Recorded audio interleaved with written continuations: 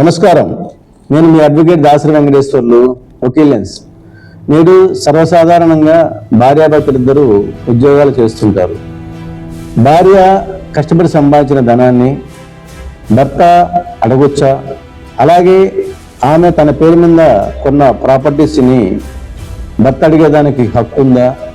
నేను తాళిబొట్టు కట్టాను కదా, నీ జీతం మొత్తం తీసుకొచ్చి నా చేతిలో పెట్టని భర్త కానీ అతని యొక్క తల్లిదండ్రులైన ఆమె అత్తమామలు అడగొచ్చా? సుప్రీంకోర్టు ఏం చెప్తుంది అనే విషయాల గురించి ఈరోజు మనం చర్చించుకుందాం. సాధారణంగా ప్రతి ఇంట్లో స్త్రీ తన సంపాదన మొత్తాన్ని అత్తమామల చేతిలో కానీ భర్త చేతిలో కానీ పెట్టి తన వృత్తిని తను చేసుకుంటూ పోతుంది. కానీ మన భారత చట్టాల్లో ఆమెకున్న హక్కులేంటి? ఆమె సంపాదించిన ధనాన్ని ఆమె కోసం ఖర్చు పెట్టుకోవచ్చా?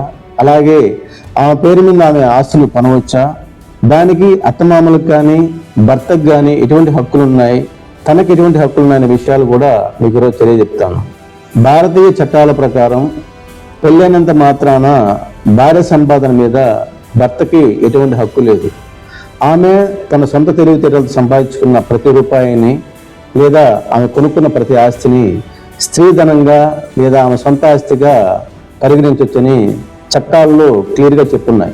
అలాగే హిందూ వారసత్వ చట్టం ప్రకారం సెక్షన్ 14 ప్రకారం ఒక స్త్రీ తన సంపాదించిన ధనాన్ని లేదా తను కొన్న ఇల్లుని కావచ్చు, మరేమైనా ప్రాపర్టీస్ కావచ్చు, తనకు నచ్చిన వాళ్ళకి లేదా తనకి ఇష్టం వచ్చిన వాళ్ళకి ఇచ్చే హక్కు, రాసించే హక్కు ఆమెకి ఉంది. అలా కాకుండా భర్త కానీ ఆమె అత్తమామలు కానీ ఆమె సంపాదించిన జీతాన్ని కానీ లేదా ఆమె సంపాదించుకున్న ప్రాపర్టీస్ని కానీ బలవంతంగా తీసుకోవాలని ప్రయత్నిస్తే దానికి చట్టాలు ఆమెకు అనుకూలంగా ఉంటాయి. దాన్నే ఆర్థిక నేరంగా పరిగణిస్తారు. సాధారణంగా భార్య తన జీతాన్ని తన పిల్లలకు కూడా ఖర్చు పెడుతుంది. కానీ ఇక్కడ లీగల్గా ఒక టెస్ట్ ఉంది. ఎప్పుడైనా సరే భర్త అంగవైకల్యం చెందిన అతని సంపాదన చేయలేని పరిస్థితిలో ఉన్నప్పుడు మాత్రమే భార్య సంపాదన మీద ఆధారపడే అధికారం భర్తకు ఉంది. అలాగే కోర్టు ద్వారా అతను మెయింటెనెన్స్ అడగవచ్చు భార్య ద్వారా. అలాగే హిందూ వివాహ చట్టం సెక్షన్ 24-25 కింద ఈ నిబంధన వస్తుంది. భర్త ఎప్పుడైనా అంగవైకల్యం చెందినప్పుడు లేదా అతను పని చేయనప్పుడు మాత్రమే భార్య ద్వారా సంపాదనతో అతను కుటుంబాన్ని పోషించవచ్చు. అలాగే చాలామంది ఇళ్లలో భార్యలు సంపాదించిన భర్తలు చాలామంది కూర్చొని తింటూ ఉంటారు. కానీ భార్యలు ఎప్పుడు తను ఏం చేయకపోయినా ఏం తిరగలరు. కాకపోతే మన రోజులు ఎలా ఉన్నాయంటే భర్త భార్య సంపాదన మీద ఆధారపడినప్పుడు చట్టాలు కూడా చాలా కఠినంగా ఉండే. కానీ అత్తమామలు కూడా ఈ మధ్య చాలామంది భార్యలు వేధిస్తున్నారు. అమ్మాయి సంపాదనతో పాటు అలాగే అమ్మాయి ఆస్తిని కూడా తీసుకోవాలని చూస్తున్నారు. కానీ ఆడపిల్లలు అంటే భార్యలు చాలా అవగాహన ఉండాలి ఈ విషయాల్లో. ఎందుకంటే చట్టాల గురించి అవగాహన ఉన్నప్పుడు మాత్రమే ఆ కుటుంబం బాధ్యతతో పాటు ఫ్యామిలీని కూడా చదివితే బాధ్యత ఆ గృహానికి ఉంటుంది. ఒకవేళ భర్త సంపాదన స్థితిలో ఉన్నా కానీ భార్య మీద మరణం కేసేస్తే అది చాలా కొన్ని సందర్భాల్లో మాత్రమే అతను గెలిచేదానికి అవకాశం ఉంటుంది.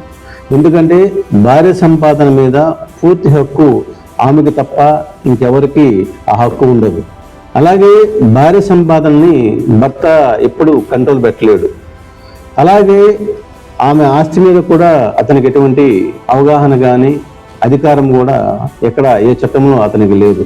కాకపోతే అతను కూడా ఒకవేళ విడాకులప్పుడు కూడా ఆ అమ్మాయి యొక్క ఆస్తిలో కూడా అడిగే హక్కు కూడా ఆ వ్యక్తికి చట్టంలో ఎక్కడా లేదు.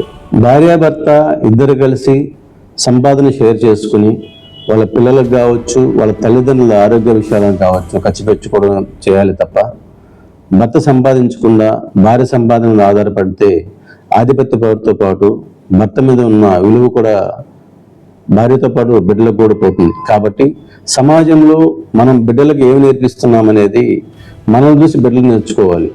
కాబట్టి భార్య భర్త సమానంగా ఉండాలి. ఎవరి ఆస్తి మీద ఎవరికి ప్రాబ్లం ఉండకూడదు. అలాగే బిడ్డలను కూడా ఒక పద్ధతిలో పెంచాలి. కాబట్టి ఎప్పుడైనా సరే ఆడ మగ అనేది జెండర్ మాత్రమే.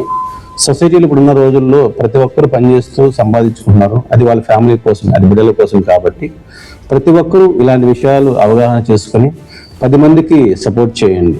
భార్యాభర్తల మీద నమ్మకం ముఖ్యం, అలాగే చట్టం మీద అవగాహన కూడా ముఖ్యం. అలాగే వకీలెన్స్ వారు ప్రతి సోమవారం, ప్రతి బుధవారం, ప్రతి శుక్రవారం లీగల్ ఇష్యూ మీద 3 వీడియోలు అప్లోడ్ చేయడం జరుగుతుంది.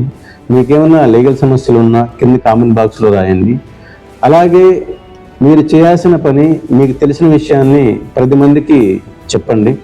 తెలుసు కదండి మన స్లోగన్, చట్టం తెలియకపోయినా పర్లేదు, చట్టాన్ని తెలుసుకోకపోవడం చాలా పెద్ద తప్పు. నమస్కారం, నేను మీ అడ్వకేట్ దాసరి వెంకటేశ్వర్లు.